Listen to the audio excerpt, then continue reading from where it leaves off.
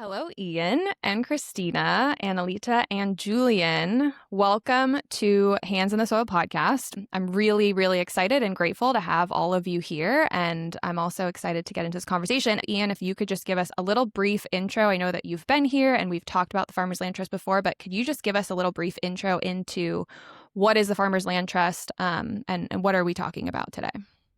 Happy to, Hannah, and yeah, grateful to be here. So really, the Farmers Land Trust is a national 501c3 nonprofit land trust. I am co-creator, co-founder, co-executive director of the land trust with Kristina.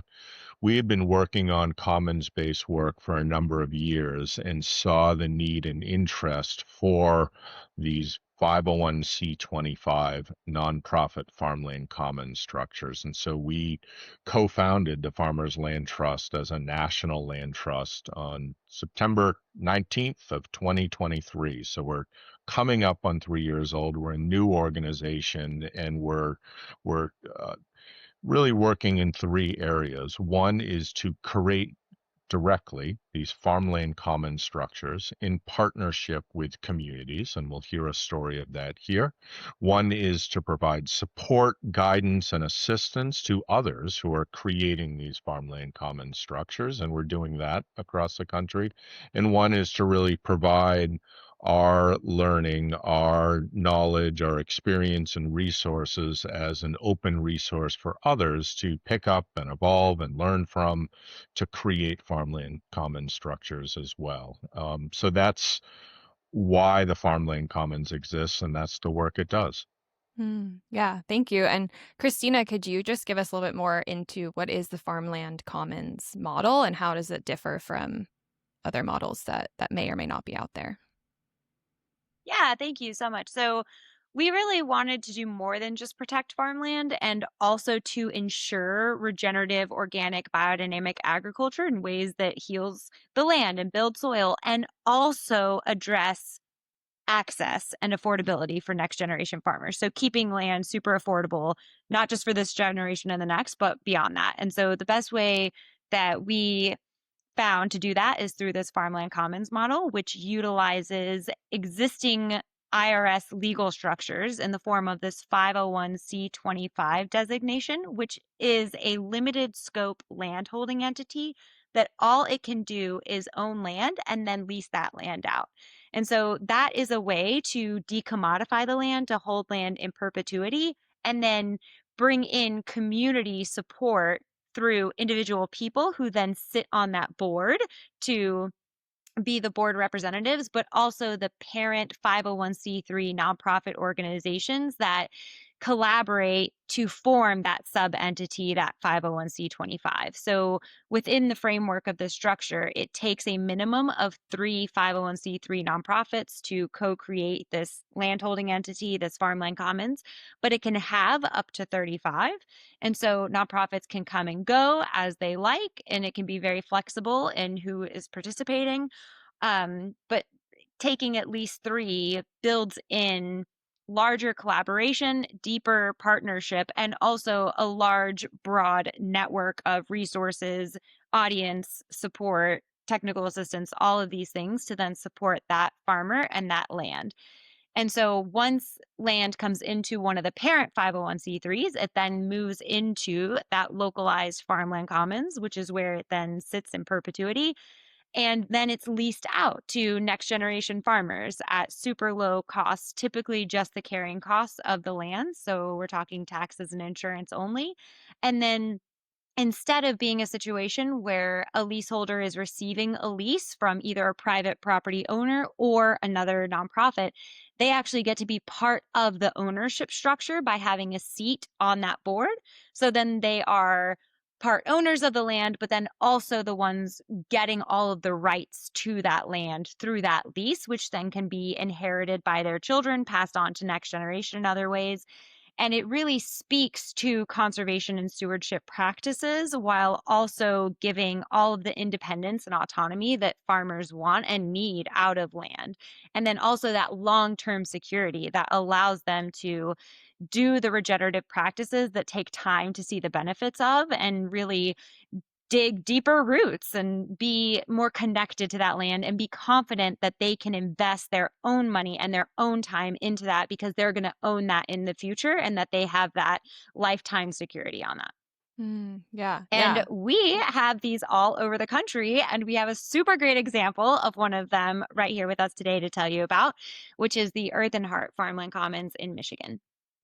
Yes. Thank you for that. That was going to be my next question is if either of you could introduce us to the Earthen Heart Farmland Commons and yeah, tell us who we're talking about today and why are we talking about this? Well, we both can, I'm sure, and both have things to say, and we'll be quick. So really, the stars of the show, Alita and Julian, can step in.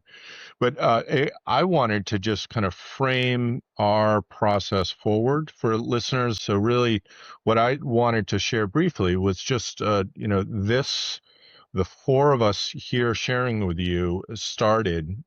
Um, 2 years, 8 months ago or so now, November 8th in Colorado at a biodynamic farming conference where Julian met Kristina and met myself. And then on June 22nd of 2025, so just under a year ago now, we came to agreement, us, the Farmers Land Trust, and Julian, towards a gift of a 20-acre farm in Bangor, Michigan. So we came to that agreement in June. In August, I was coming to visit Julian. On the way there, met up with a mutual friend of many of ours, Julius Buzzard, who grows an organization, Growing Hope. Shared this land opportunity that was coming forward, and that connection through relationships connected with Alita, who we hadn't yet met, but that kind of brought that forward. And then on September 23rd, we met Alita. Kristina and I had a conversation with Alita and just answered questions, shared this opportunity coming about. So that was September of just last year. Then in October 15th, Julian gifted this farm forward into the Farmers Land Trust. So October 15th, the gift was completed, and then as we came into the new year on January 29th, a 99-year lease was finalized with Alita. And that gift was kind of brought full circle and back into hands and stewardship. And really, that's where that's the work to now. So in 2 years and 8 months, the four of us came together in relationship and conversation and created these steps to bring about this farmland commons in many ways. And we have more steps to go ahead that will be talked about, but that's really the path we've taken at a high level to date. Mm-hmm. Yeah, thank you for that context. And can either of you share a little bit more about the Earthen Heart Farmland Commons and what is being created now with this land? Guess I'll jump in here since I'm on the land and beginning to steward this space. So we have inherited in this property, the sanctuary of sorts, and are looking to do some communal farming, collective farming. And when I say we, I'm referring to myself and the partners that I've brought in, which also include a nonprofit that I've been stewarding alongside some of my farm partners, which is the West Michigan Young Farmers. And so that is one chapter of the National Young Farmers Coalition. I'm one of about 40 across the country, and our goal has been land justice. And so one way that we're doing that is through the West Michigan Farmer of Color Land Fund, a freedom school that we're putting together, and that's looked like a camp for inner city youth to get connected to the land. And so some of the programming that we've been operating through the nonprofit is starting to make its way onto the land because we've been doing these or facilitating these opportunities on other farms and in urban areas, urban gardens. But now they're starting to have a home at the property in Bangor. So I'm really excited to start seeing those opportunities for people to connect with land come to life through the Bangor property. So we're facilitating that. But in this moment, as Ian mentioned, we just signed the lease in January. And so I've yet to see the property for a full year and see all of the different seasons and what it looks like and its transition throughout the year. So we're really trying to just sit in this space of gratitude, openness, and awareness of how the land transitions and what is trying to be manifested through the land instead of being too controlling of this is what we want to see here, really starting from that place of seasonal awareness, land awareness. um, so what the future is going to look like, I'm trying to be hesitant of painting of a complete picture because it's still coming to fruition. It's still being revealed to us. Yeah, that's so beautiful. And I'm curious, Julian, in this process of how Ian shared that you had met each other, and it sounds like you were the previous landowner. What was that process and the decision that kind of guided you to even want to donate land? I know that that's not something that it's not very common. And I feel like that's a part of why the Farmers Land Trust exists, is to help in these processes of transitioning land so that it can live on. But yeah, can you share a little bit more about what was that process like for you and what kind of led you to decide to donate your land? Yeah, for sure. Thanks. Yeah, I loved hearing that from you, Ian, the timeline and the relationships that have led to this time we're in. That was a really beautiful summary of what it took to get to where we are. And the relationships are so important. The relationship with the land is probably, on some level, the most important thing that we're talking about here. It's kind of why we're all on this call and why we're doing this work. It's like, what is our relationship with the land as a species almost, like what is the human relationship with the land? So in 2011, when I first purchased that property, I walked around and basically I asked the land if I could play this game that says, I own you. And there was a lot of things that happened. It was kind of a mystical experience. It didn't involve eating mushrooms or anything. It just involved a late night walk with me around the property, because sometimes you see a place on a nice sunny day. It's like, oh yeah, that place. But I like to go places late at night, just to see what it's really like in the wee hours. So I got the okay. I got basically a gesture from the spirit world that said, this is you got it. So it wasn't going to be easy, and it wasn't certain what the journey was going to be, but I got some type of okay that was like, okay, I can now play this game for a period of time that says I own you, the land. I've never been comfortable with that agreement. I think it's one of the primary tragic mistakes that humans have made that we're still living with, that says anybody can own the land. So when I was provided the opportunity after 14 years there, I guess, 13, 14 years of enacting the vision through the more traditional LLC avenues, which I'm still doing. That's Earthen Heart LLC. There's a lot of stories in there, but basically the idea is still the same.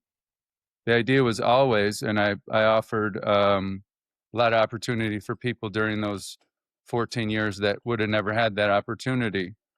Some of them came and thought they wanted to be farmers, and after a few weeks with me, they were like, yeah, I don't want to be a farmer. So I might have saved them years of headache, and other people were just spent 3 days and had the time of their life and tried to come back but couldn't find their way back. And other people came from Australia, Siberia, France. I had just a lot of amazing experiences. And a few that were very uncomfortable. So when this opportunity came, it was actually just in deep alignment with what I had already been doing. And it was like, this is an opportunity for me to do it potentially even better than I have been, and without as much pressure on me, without as much of it's basically slavery language, being the landlord, living in the master bedroom, like to find a way to heal what we've done to ourselves and with our relationship to the land. So it's not really so much a giving away as it is a like, okay, well, that was painful the last 14 years. I learned a lot. Maybe this is the next iteration. This is the evolution of the process. So it was a letting go, and I still get communications with the land. It's like, my relationship with that land is not over. I don't, like Alita, I don't know where it's going. I don't need to try and figure it out. But I'm with it still, and I go over there sometimes. I was there with Alita for the blueberry pruning party, and hopefully for the blueberry harvest. So my relationship's still there, and I was very excited. Like I don't even know what the word is, but when Alita and her crew were there, and family and friends, and it was like somewhere around 50 people out there pruning blueberries, it was like that was the moment I had been working towards, and we got close for moments. But I feel like it's actually a further evolution of what I have always been working on, and it's not as much of a letting go as it is a embracing an evolutionary continuity of the Earthen Heart kind of vision that I had. But it's not like just my vision. It's like a vision that humanity has together. So I'm excited to be on the journey with Alita and Ian and Kristina. And Kristina just sort of brought me to tears. I was with my daughters at that biodynamic conference, and at that moment, something shifted in me. I didn't know exactly what it was, but when the opportunity came, I realized like this is closer to what I've been yearning for all along. So it's an opportunity more than a simply letting go kind of thing. Thank you for sharing that. I love that the vision is a vision that you had that's just continuing forward in maybe a different way. But it wasn't just yours, because it didn't just belong to you, but there can be this evolution and this growth and this shape and change of where the land gets to continue to evolve and how the land gets to support the people that are now there and get to steward it. And what a beautiful model to be able to shift into as well with this farmland commons model. And Alita, I'm really curious, how were you two connected? How did you find this space? Like can you just give a little bit more of your story and how you came to this space to be stewarding this land now? Absolutely. So I've been working in the food system for about 12 years now. Started in nutrition, then got connected to farmers, then seasonality and nutrient density, being connected to that, and then got into this space where I started a grocery store working with local suppliers and farmers and other food entrepreneurs. And all roads led me to environmentalism being the most urgent concern, climate change and our ag system, food system. And so I've been working in schools, doing farm to school efforts. I put in community gardens and talk with folks all around the state and sometimes the country about reimagining our food system. And so that's put me in spaces where I've connected with incredible folks, incredible thinkers and doers, including Julius Buzzard from Growing Hope, as was mentioned earlier. And that relationship led to conversations that has led us ultimately to this point. And so a lot of that work is done through my business, Jade Rabbit, which is 4 years old. The garden and food system project curation work is happening through there. But we've been limited to what you can do in urban areas and community gardens and very public places. There's a spiritual aspect of being connected to the land and being in conversation with the land and the healing that needs to be done um, for so many, but I'm very focused on for communities of color that have been working in poor relationships through poor working relationships on land and what that's done to our psyche soul. And so for me, I knew that the work was going to be limited until we were able to he- heal deeply on space like this that is just put together with such a beautiful foundation, like the decommodifying of land being a central focus of this project. Because it does matter who owns the land. That does influence how deep the healing can go. And so I'm really interested in doing that work. And this has just been a great journey thus far, and we've got so much farther to go. And I'm really grateful that Julian is here, and we are building a relationship, and I'm learning so much from him about what it looks like in the future to invite people in and evolve in this space with the sense of embracing, letting go, embracing, and just really getting to the core of why we're here, which is to support each other through the land, and to heal in a very broader sense on so many levels. So that's how I feel like that answers how we got here. Yeah, thank you for sharing that. And you had mentioned before that you're really in this space of listening and observation and really like, you haven't yet seen a full year on the land, but I imagine there's a vision there. Or maybe there's a vision that was and is kind of continuing to evolve. But are there any kind of visions that you're holding right now of where you would love to see this space grow into, or where you would love to take it? Or is that still kind of ruminating or coming?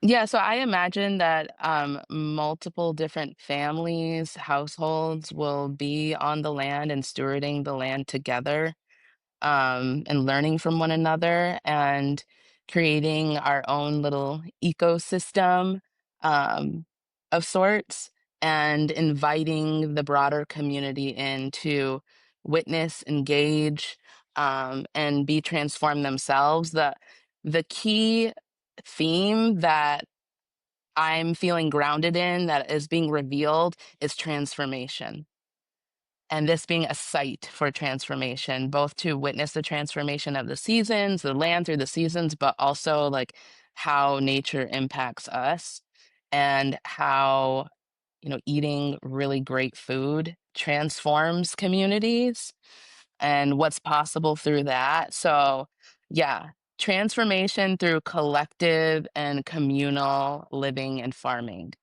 Feel like that's a really good spot that I feel confident about, that shouldn't change, no matter what happens. But That is so powerful. I'm obsessed. I love it. It's like goosebumps while you were sharing. And so what does this process look like now? Like there's been a transition that's happened. What was one of the biggest challenges, if there was like a bigger challenge to overcome in either transitioning the land, or maybe there wasn't that many challenges? There's just kind of a time process that like has to unfold. And then I'm also curious what some of the next steps do look like right now that the land has been transitioned and there's kind of this bigger vision that's underway. Ian, you're nodding your head. I don't know if you want to speak to that at all. Really, challenges are just as you name, like it's a process and a balance of speed and action with honor and patience, and kind of navigating forward for each person involved. And really, in a bigger sense, it's new, and it's us here, the four of us are creating something, and it's takes a lot of work, and it's profoundly different and impactful, and it deserves kind of the space and attention and independent engagement with in different ways. I mean, I think, if we were to hear from each person individually, like, I'm sure Julian would share the challenges that were internal and external to him in making the gift and making this leap of faith into the future, and like the trusting the process. And like Alita, I mean, how hard, to like decide, like, yes, I'm going to go all in on something that is totally has no base for, like, this has not happened before, like, this is new, this is different, like, we don't have all these examples to point to. So like the trust and confidence in the leaps that people have made here. I mean, me and Ian too, like creating an organization, like doing this, like putting ourselves and our organization that we've built like on the line, trusting, like so many different things. I also I think reframing the way we're talking about it too, because it's like it's not done, like we're talking about it like, oh, like our like, now that you're done, is it like what, when looking back, like what were, it's like there's still so far to go, like there's still so much to do. And so to answer some of those like next step questions that you asked, Hannah, would be, now we're in the process of cultivating these nonprofit partners to join us in co-holding this land through this farmland commons structure. And so what that looks like in process is education to the people involved in these nonprofits about what their role and scope is. And, so often people get really excited about this, thinking that there's going to be so much for them to make decisions on in this power holding situation, when really it's a limited scope landholding entity. Like Alita has all the power through her 99-year lease, like all the rights are given there. And so really what we're asking is to co-hold this land with us, like funnel resources there, be that guide and support to the land, and build this community with us. And so a lot of education, meetings, sharing of documents and so forth. And then after we get those confirmed nonprofit partners, we will then start to build out the additional legal documents that are needed to create this 501c25, which would be these shared agreements, bylaws, articles of incorporation, an MOU between the organization. So all of these things that I'm listing are open source resource templates, which are available on the Farmers Land Trust website as a starting place. And then once we finalize them, we will upload them to be a shared resource for all through the Earthen Heart Farmland Commons webpage, which already there you can find Alita's 99-year lease, which is an incredible resource. Like, thinking back to like what the challenges were, like one of the challenges was to find pro bono legal support to facilitate the lease being evolved from that national template starting point to an in-state Michigan specific lease that then went by all of the legal requirements of Michigan, but also getting pro bono legal support for both sides of that lease. So while obviously we made this in collaboration with Alita, it's important that she had her own legal team review, looking out for her benefits and for what she needed, and to like be on her side, in addition to the legal support that we as the Farmers Land Trust had. So, the legal navigation side of this is always challenging, whatever state we are operating in. And, challenging, like it's something we have to overcome and do usually. And what a great opportunity to then be able to break down those barriers for other people who want to do it by making this open resource to show like, okay, this is state specific. You can use this too.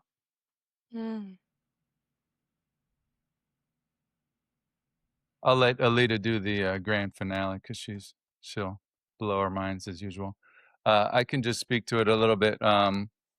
It's sort of like the exact opposite of my normal experience has been. So I come from a manufacturing background, and my mother's generation sold the company. I'm fifth generation of a manufacturing company. So then I invested in real estate, got into my own unique form of property management, let's say. So on that journey, I have been like the guy who, like, if something needs to get repaired, or if somebody's acting weird and making other people uncomfortable, I'm the go-to person who, like it or not, everyone defers to, oh, this needs to get fixed, or so and so's, arguing with so and so or whatever. So, um, that was not all good, not all bad, but that's still the familiar thing on the other properties that I hold privately. So in this case, it's a whole new experience. It's like, oh, I wouldn't have done that. Oh, I wouldn't have done that. And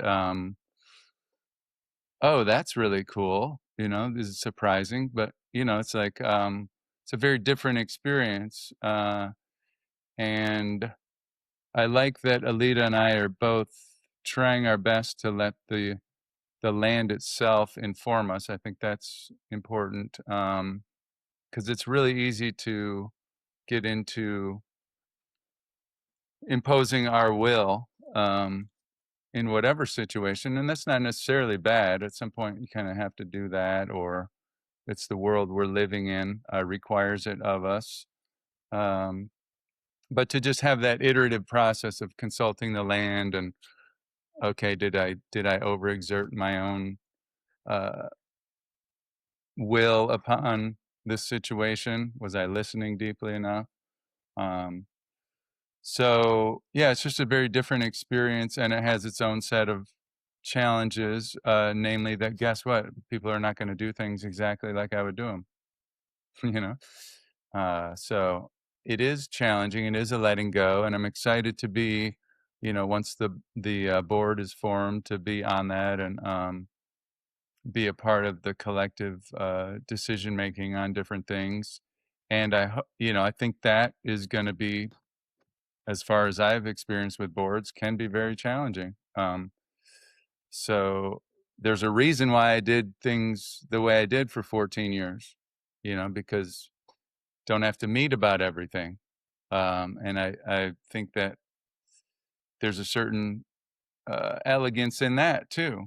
There's a country called Bhutan that recently in the 70s was finally discovered, and they became a democracy, and they voted for the king because the king was benevolent and good, So I don't think there's a one size fits all solution. It's about being in a loving state, consulting the land, coming back to center, finding ourselves again, sometimes individually, sometimes through reflecting with one another. So there's definitely challenges involved, and I'm excited by those challenges. I don't think challenges are bad. They're how we grow, That's my input on that question.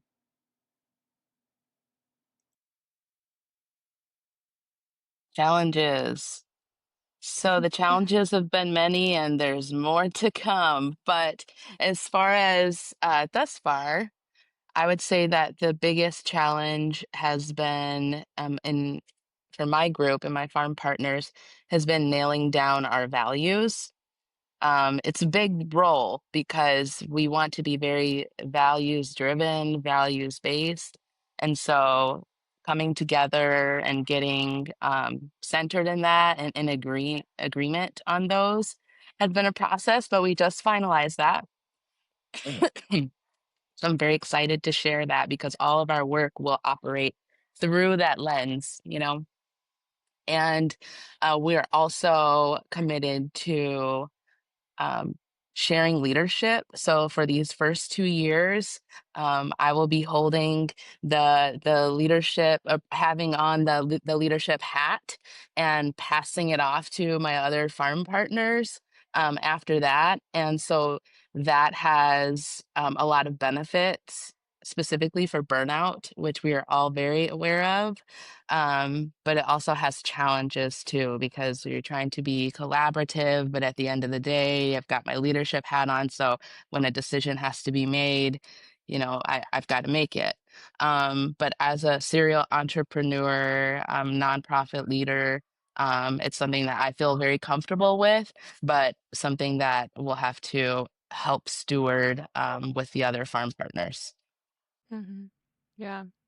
Yeah, thank you for sharing. I mean, thank you each for sharing. I love the topic of challenges and this like space of recognizing that you're living within something that is changing. Like you've stepped into this unknown, and it's so incredible to get to hear, and I imagine it's probably really incredible to witness, because we're in this space and time where, especially in relation to land, like we need change, and we need change on a big scale in order for us to be able to operate in a different way. And how beautiful to be able to be experiencing that change and kind of walking that walk of like, what could this look like in real time? And so I just imagine this is a really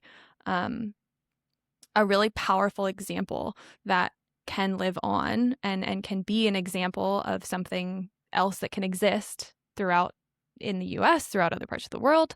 But being able to experience that and then have that, embodied wisdom to be able to pass on to somebody else, and be willing to go through those challenges, however you perceive them, to then gain that wisdom, is so powerful. So yeah, I think it's really incredible the work that all of you all are doing and showing up for, and being willing to experience. And yeah, it's very, very, very cool. I love all of these stories. But we're getting close to our time here. So just as kind of we start to wrap up our conversation, is there anything that we did not speak to today that any of you want to speak to, or just want to make sure that we touch on? Or is there anything that you would like to leave the listeners with today? And if you'd like, we can everyone can kind of chime in with something they might want to add to round us out. First, thank you for this question and this space, because what Julian has done is so incredible and so generous. And also, land is donated all the time. Like, it's not a crazy thing to think about people donating land, because it happens all the time. People donate land to universities. People donate land to municipalities. People donate land to other land trusts that are conservation focused to keep people off of land. What is so incredibly unique about Julian's land donation is that it was for regenerative agriculture, food production, land access for next generation farmers and farmers of color purposes. And that's what makes it so incredibly unique. What we need so badly is for us to shift our thinking and the normalcy and our cultural values around what we donate land for. Because everyone talks about how important local food systems are and how important farmland protection of working lands and land access for next generations are. And yet there's not a culture of giving land for that. I will piggyback off that. Thank you, Kristina. Two things I'd like to touch on. One is the word homesteading, and the other one is Liberty Hyde Bailey, who is a South Haven historical figure. So the word homesteading is a powerful word. It has a lot of associations, and it's also got a history of atrocity. The Homesteading Act just sort of enforced manifest destiny. If you were a white Christian male, as our Constitution is rooted in, then you had access to land. So the word homesteading can be quite warm and fuzzy for white people, but not so much for non-white male Christians specifically. But so I used the word community homesteading all along in an effort to heal that, the history the 40 acres and a mule, and the Homesteading Act, and all these sort of, the genocide toward Native American people and children in particular, the Christianization that was enforced on children. So I think that's an important piece, is like just looking at the past, like what really happened. Like we can't heal if we're still in denial. So that word itself, maybe I still use it because I think it gets to the difference between farming and homesteading. Farming, and this will be a segue into Bailey, farming is production for sale, homesteading is production for use. So farming generally used to be largely homesteading, and then you would sell whatever you had in surplus. But it was largely production for use for yourself, your family, your community, and then a small portion was sold on the market. Now it's become most farmers don't eat anything they grow. So I still think homesteading is the only word I'm aware of that makes that distinction so clearly. That's why I choose to still use it. But I also recognize the history behind the word. So I think that's an important thing to bring to the table. And then Bailey was South Haven native who was, and I bring him up because same kind of thing.